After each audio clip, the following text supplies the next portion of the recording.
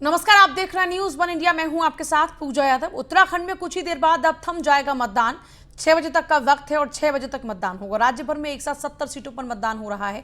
81 लाख से ज्यादा मतदाता मतदान कर रहा है। 632 उम्मीदवारों के भाग्य का फैसला होना है। 42 लाख से ज्यादा पुरुष मतदाता है, 39 लाख से ज्यादा महिला मतदाता, 94,000 से ज्यादा सर्विस वोटर है और देवभूमि में ही 11,697 मतदान केंद्र है जिन पर लगातार वोटिंग जारी है।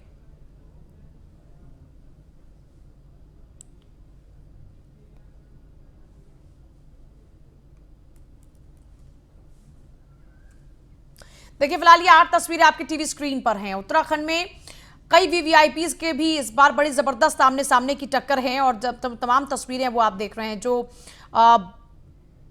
लोग हैं वो पहुंचे हैं वोटिंग करने के लिए। मतदान जारी है, वोट डालने जा रहे लोग लगातार। इस बीच बीजेपी, कांग्रेस और आम आदमी पार्टी के बीच मुकाबला है उत्तराखंड के अंदर। 632 प्रत्याशी हैं उत्तराखंड में जो कि अपनी इस बार किस्मत आजमा रहे हैं।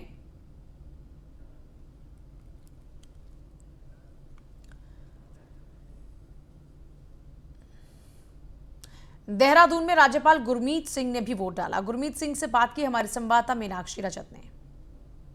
मौजूद हैं जनरल गुरमीत सिंह जी, आपने मतदान कर दिया है, क्या कुछ कहना चाहेंगे, क्या अपील करना चाहेंगे लोगों से? सबसे पहले तो आपने जिस प्रकार कहा, बहुत ही हर्ष होता है, बहुत खुशी होती है मतदान करते वक्त, और संविधान ने जो अधिकार दिया है उसका प्रयोग करके आप इस लोकतंत्र के महापर्व के अंदर में हिस्सा लेते हैं तो अलग खुशी होती है। जो मैंने देखा है कि यहाँ एक उत्साह है और शांतिपूर्ण तरीके से, निष्पक्ष तरीके से मतदान हो रहे हैं। और मैं तो यही अपील करूंगा हर एक उत्तराखंडी को कि आप आगे आइए, इसमें हिस्सा लीजिए, ये आपका अधिकार है, ये मताधिकार है। और देखिए, गुरु नानक देव जी ने कितनी बड़ी बात कही कि मन निवा मत उची, और उस मत का जो दान करना है वो कितना पवित्र चीज है हम सब के लिए।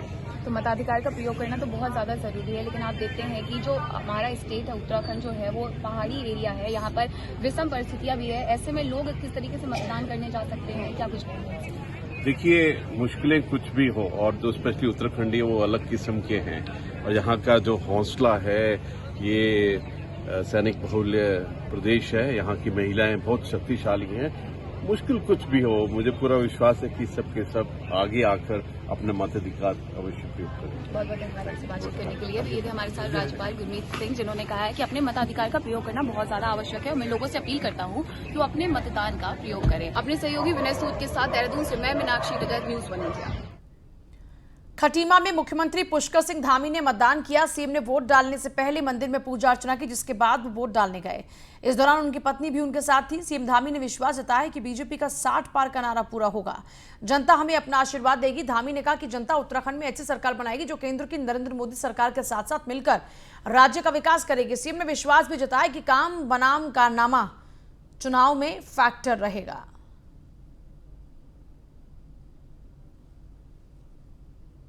मुख्यमंत्री अपने पुरातन देवी देवता के मंदिर से आशीर्वाद लेके निकले हैं। मुख्यमंत्री जी, क्या आशीर्वाद में मांगा? मैं जब भी चुनाव का दिन होता है और मतदान का दिन होता है, कोई अन्य महत्वपूर्ण जिस दिन भी मैं जाने वाला होता हूँ, तो मैं हमारे देव यहाँ पर माँ पूर्णागिरी का मंदिर है, हमारे बचपन से मैं यहाँ आता हूँ, माँ से आशीर्वाद लेता हूँ कि हे माता, सारे काम निर्विघ्न रूप से सफल करना, विघ्न बाधाएं दूर करना और जिस काम में लगे उसमें सफलता देना। मुख्यमंत्री जी, आज बड़ा व्यस्त शेड्यूल है, आप वोट भी डालेंगे और फिर थोड़ा क्षेत्र में भी जाएंगे, लोगों से क्या अपील करते हैं? मैं सभी से अपील करता हूं, पूरे उत्तराखंड वासियों से अपील करता हूं कि सभी लोग सरकार बनाने के लिए राष्ट्र हित में, प्रदेश हित में अपने मतदान का प्रयोग करें और भारी मात्रा में मतदान करें। सभी लोग घरों से बाहर आएं, पहले मतदान करें, उसके बाद जलपान करें। बहुत गंभीर स्टिंग भी वायरल हो रहा है जिसमें खनन और स्टोन क्रशर जैसी बहुत गंभीर बातें हो रही हैं, सर क्या कहेंगे? ये तो आप लोगों ने देखा ही है, कांग्रेस की जो संस्कृति है, कांग्रेस जो पहले से करती आई है। पहले हरीश रावत जी के स्टिंग आते थे, अब उनके नेताओं के आ रहे हैं। तो हरीश रावत जी भी क्या लाल कुआं में कहीं घिर रहे हैं, आपको लगता है? देखिए, पूरे प्रदेश के अंदर कांग्रेस घिर रही है, तो हरीश रावत जी कैसे बच सकते हैं? तो ये मुख्यमंत्री पुष्कर सिंह धामी हैं जो अपने घर के निकट पूर्णागिरी माता मंदिर से दर्शन करके निकले हैं और कहा है कि कांग्रेस पूरे प्रदेश में घिर रही है और भारतीय जनता पार्टी को समर्थन मिल रहा है। कैमरामैन राजन बड़ोला के साथ Sudeep Jain, News One India, Dehradun. Khatima में मुख्यमंत्री पुष्कर सिंह धामी के खिलाफ चुनाव लड़ रहे कांग्रेस प्रत्याशी भुवन कापड़ी ने भी वोट डाला। मतदान के लिए उमड़ी भीड़ को देखकर भुवन ने कहा कि उनके पक्ष में मतदान हो रहा है। जनता बेरोजगारी, महंगाई जैसे मुद्दों से परेशान है। भुवन कापड़ी ने अपने वायरल हो रहे एक वीडियो के बारे में सफाई दी और न्यूज वन इंडिया के विशेष संवाददाता सुदीप जैन ने कांग्रेस प्रत्याशी भुवन कापड़ी से खास बातचीत की है। देखिए। उत्तराखंड की सबसे हॉट सीट खटीमा विधानसभा में इस वक्त मैं मौजूद हूँ और हमारे साथ भुवन चंद कापड़ी हैं जो कि मुख्यमंत्री के खिलाफ चुनाव लड़ रहे हैं और कड़ी टक्कर भी खटीमा में उनको दे रहे हैं। इनसे बातचीत करते हैं। कापड़ी जी, आप वोट दे के आए हैं, कैसा रुझान है पूरे क्षेत्र में, क्या कहेंगे? बहुत अच्छा रुझान है। इतनी भारी संख्या में लोग निकल कर आए हैं तो परेशान है। जब मतदाता जोश के साथ निकल कर आता है तो मतलब वो परेशान है और वो परिवर्तन के दिन का इंतजार कर रहा था और सब आज इंतजार कर रहे हैं। महंगाई से, बेरोजगारी से, किसान बिल से, व्यापार से, किसान, आम आदमी, युवा सब परेशान है। तो सब इंतजार कर रहा था कब 14 फरवरी आए, कब इस सरकार से हमें निजात मिले। कापड़ी जी, मुस्लिम यूनिवर्सिटी और यूनिफॉर्म सिविल कोड, ये क्या मुद्दा है? नहीं, बिल्कुल मुद्दा नहीं है। मुद्दा महंगाई है, मुद्दा बेरोजगारी है, मुद्दा किसान बिल है, मुद्दा व्यापारी है, मुद्दा छात्र है, मुद्दा स्वास्थ्य व्यवस्था है, मुद्दा शिक्षा की व्यवस्था है। ये सिर्फ और सिर्फ झूठी बातें हैं।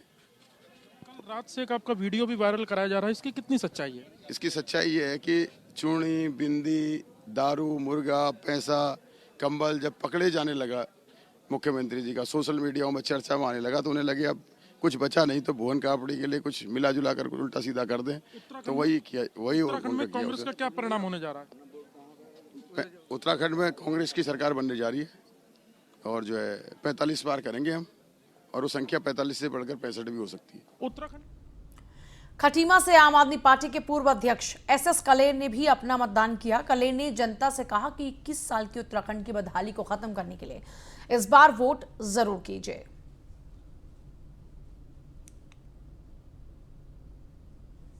सालों में उत्तराखंड जिस तरीके से शिक्षा, स्वास्थ्य, बिजली, पानी, रोड के मामले में पछड़ा रहा है, आज जनता के पास एक मौका आया।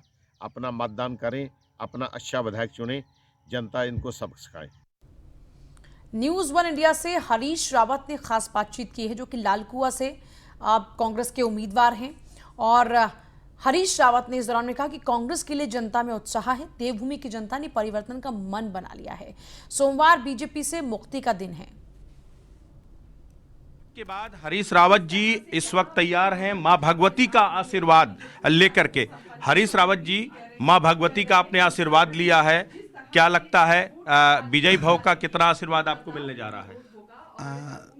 माँ तो माँ है, माँ के आशीर्वाद के बिना तो जीवन शून्य है, तो माँ का आशीर्वाद मेरे साथ है, इसका मुझे पूरा भरोसा है। हरीश जी, सबसे बड़ी बात यह है कि आपने अभी पूजा किया, अभी ब्राह्मणों ने कहा विजयी भव, ये रावत जी की विजय के तौर पर है या उत्तराखंड की विजय के तौर पर जो है? यदि 55 साल की सामाजिक सेवा के बाद, राजनीतिक जीवन के बाद मेरी विजय केवल व्यक्तिगत रह गई है तो फिर तो मेरा जीवन निरर्थक हो गया है।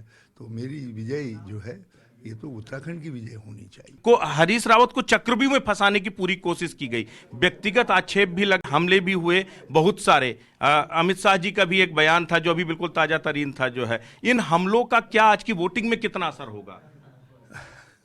लोग सब देखते हैं, जो है जो मतदाता है वो कहता है तुम जो कुछ कर रहे हो मेरी नज़र में है। मतदाता का निर्णय आएगा, इन सब बातों को ध्यान में रख करके आएगा। तो और क्या लगता है भाजपा ने कई पाप कर्म किए हैं। कल रात तो उन्होंने महापाप किया है, धन बांटने का महापाप। ऐसे जो है 20-22 वीडियो मेरे पास हैं जिनमें जो है धन बांट रहे हैं, उनके मुख्यमंत्री पर धन बांटते हुए वीडियो आया है। अभी पुष्कर धामी कह रहे थे कि वो जो कारनामे किए हैं हरीश रावत जी ने या कांग्रेस ने, उसको आज जनता उसका फैसला करने जा रही है। भाजपा क्या इतनी कमजोर थी कि इतने बेकार के लोग थे कि 5 साल मेरे कारनामों को बाहर ही नहीं ला सके और कुछ कार्रवाई नहीं कर सके? मैं तो कह रहा हूँ कमाओ है, बताओ ना क्या कारनामा है, क्या कारनामा है? वो कह रहे हैं जनता फैसला करेगी। जो जिसको मेरा कारनामा बताते हैं स्टिंग, वो तो तुम्हारा कारनामा है। तुमने एक पाप कर्म किया है, एक पत्रकार की आड़ में ले करके तुमने अपने दल बदल को डाका मेरे घर में डाल रहे हो और FIR भी मेरे खिलाफ कर रहे हो। ये न्याय है? हिंदुस्तान इस बात को ध्यान में रखेगा। तो क्या लगता है पुरानी तमाम विफलताओं को भूलते हुए इस बार हरीश रावत विजय होंगे और उत्तराखंड में कांग्रेस विजय अरे होगी? गिरते हैं सवारी मैदान जंग में, हम सवार हैं, हम कोई गिरने से हिम्मत थोड़ी हारते हैं। तलवार नहीं छूटनी चाहिए हाथ से। कॉन्फिडेंट है? बिल्कुल कॉन्फिडेंट। और वहीं आम आदमी पार्टी के मुख्यमंत्री पद के उम्मीदवार और गंगोत्री विधानसभा से आम आदमी पार्टी के प्रत्याशी कर्नल अजय कोठियाल ने गंगोत्री विधानसभा में वोट किया और कर्नल अजय कोठियाल ने कहा कि इस बार उत्तराखंड में नव परिवर्तन होगा।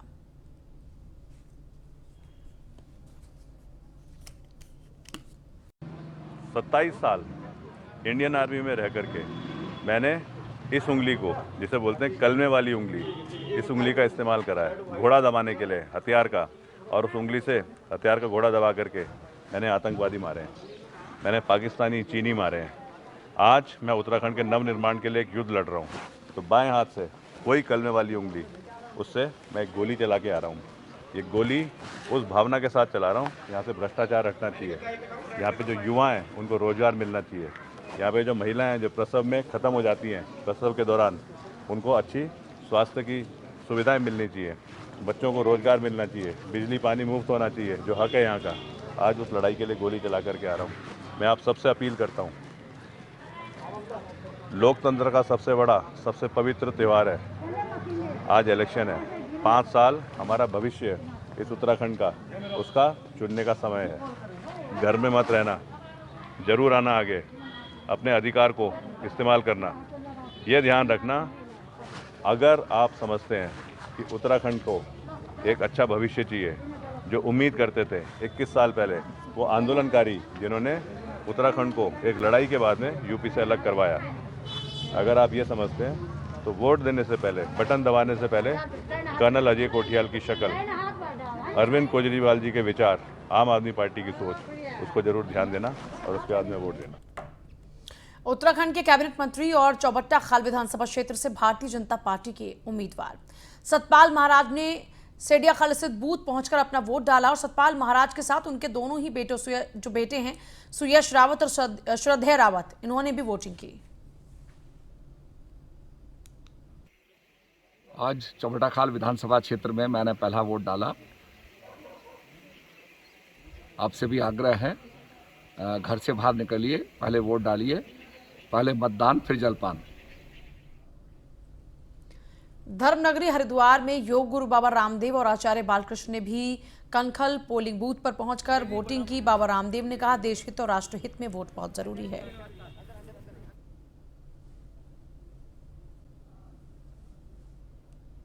हम वोट करेंगे तो देश बचेगा, हम वोट करेंगे तो हमें अपने अधिकार भी मिलेंगे, हम वोट करेंगे तो जो हम चाहते हैं, देश में बेरोजगारी खत्म हो, गरीबी खत्म हो, महंगाई खत्म हो, देश में आर्थिक समृद्धि हो, सामाजिक समरसता हो, भेदभाव मिटे, सारा देश परम वैभवशाली बने। हम एक तरफ भारत को विश्व गुरु बनाने का सपना देखते हैं कि भारत आने वाले 15-20 सालों में विश्व की सबसे बड़ी आर्थिक, आध्यात्मिक, सामाजिक, राजनीतिक महाशक्ति बने।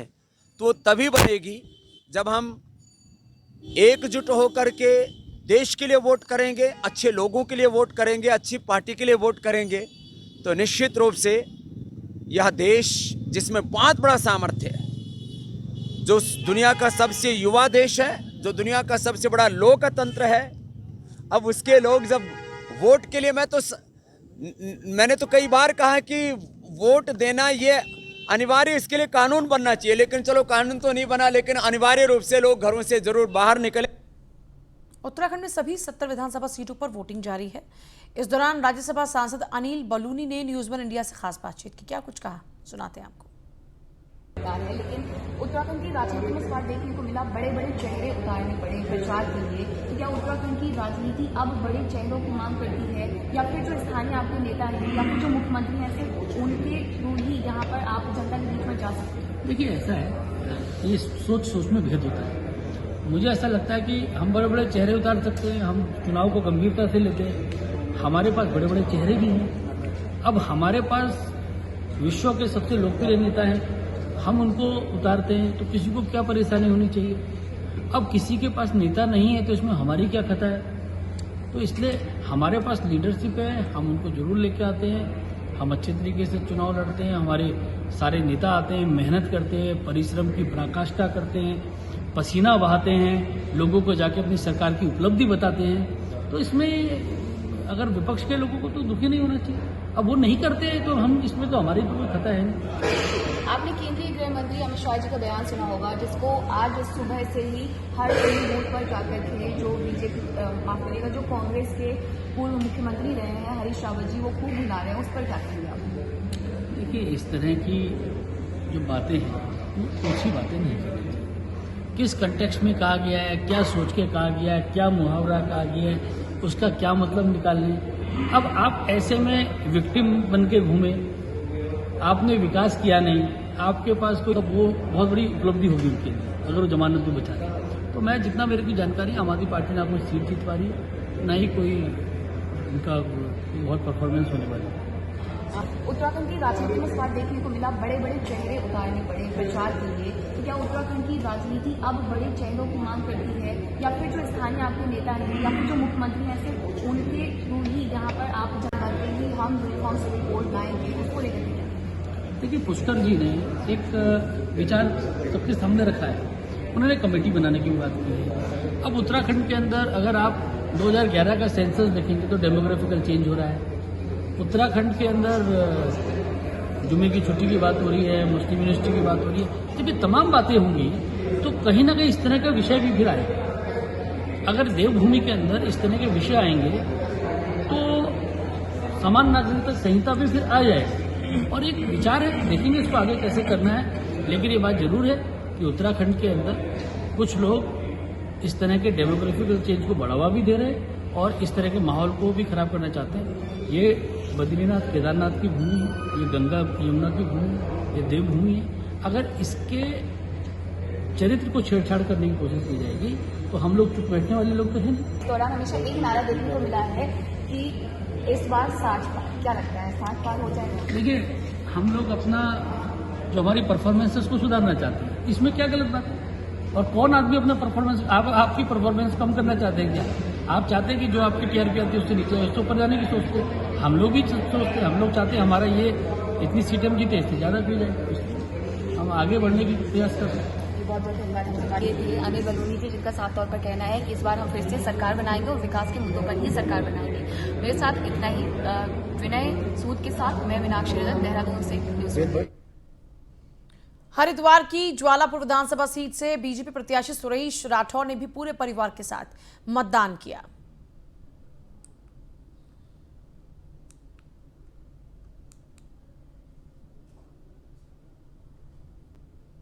लोकतंत्र का महापर्व आज सुबह से ही मतदाता अपने मतों का प्रयोग करने के लिए लंबी लंबी लाइनों में मत स्थल पर पहुंच रहे हैं। ज्वालापुर से बीजेपी प्रत्याशी सुरेश राठौर हमारे साथ है, ये भी वोट देकर अभी निकले हैं यहाँ से, हमारे साथ है। आइए इनसे बात करते हैं। राठौर जी, आपने वोट किया, क्या कहेंगे? ये लोकतंत्र के पर्व को हम उत्सव के रूप में मनाते हैं। मैं तो केवल इतना कहूंगा कि ज्वालापुर विधानसभा में मेरे मतदाता जो हैं वो सुबह से ही लाइन में लगे खड़े हैं। आप देख सकते हैं यहाँ भी भारतीय जनता पार्टी का अच्छा सा प्रभाव रहा है और हम बीजेपी के इस ज्वालापुर विधानसभा में इतिहास रचेंगे। भारी मात्रा में बीजेपी का वोट उसके समर्थन में रहेगा। लोगों के फोन और उनकी सूचनाएं जो आ रही हैं वो बड़ा भारी उत्साह है ये बनाने का काम करें। 5 साल के आपके कामों का आज परीक्षा की घड़ी है, जिसमें आज इसमें ईवीएम मशीन में मत हो जाएगी। तो क्या कहेंगे इस 5 साल के कार्यकाल को लेकर? क्या किन लोगों से चुनौती मानते हैं और कितनी चुनौती मानते हैं? लोगों के उत्साह को देखते हुए मैं समझता हूँ ईवीएम आज कमल के फूल से भर जाएगा। जनता को पता लगेगा और जब 10 मार्च को पोलिंग होगी तो हम बता देंगे कि लोगों का कितना उत्साह है। मैं पहले से दावा कर रहा हूं कि 3 गुना मत पहले से अधिक मिलेंगे जीतने के लिए।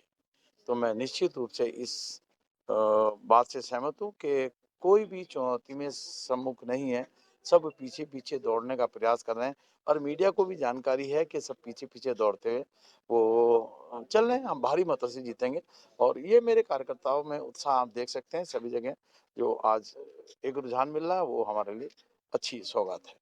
बिल्कुल, हमारे साथ में इनकी धर्मपति रविंद्र कौर भी है। रविंद्र कौर जी, आप भी लगातार मैदान में दिखाई दी, क्या कहेंगे? और अपना वोट भी डाला है। जी, मैं लगातार काफ़ी टाइम से अपने पूरे क्षेत्र कि ये डोर टू डोर हमने बहुत कैंपेन करी है और इसलिए महिलाओं में अधिकतर और बच्चों में और जो युवा हमारी बहनें हैं, युवा शक्ति है, युवा जो लड़के हैं, नए वोटर जो बने हैं और बहनें जो हमारी बच्चियां अभी नए वोटर हैं, उनमें बहुत खासी उत्साह है और उसके लिए आप बहुत ही सारी हमारी सारी बहनों को बहुत सारी शुभकामनाएं हैं। बहनों ने एक लक्ष्य हमारा बनाया है कि हम जो हम मोदी जी ने हमें इतनी सारी सुविधाएं दी हैं, हम मोदी जी को दोबारा लेकर आएंगे, पुष्कर सिंह धामी जी को लेकर आएंगे दोबारा और सुरेश राठौर जी के पक्ष में हम मतदान करेंगे कमल का फूल का बटन दबाकर।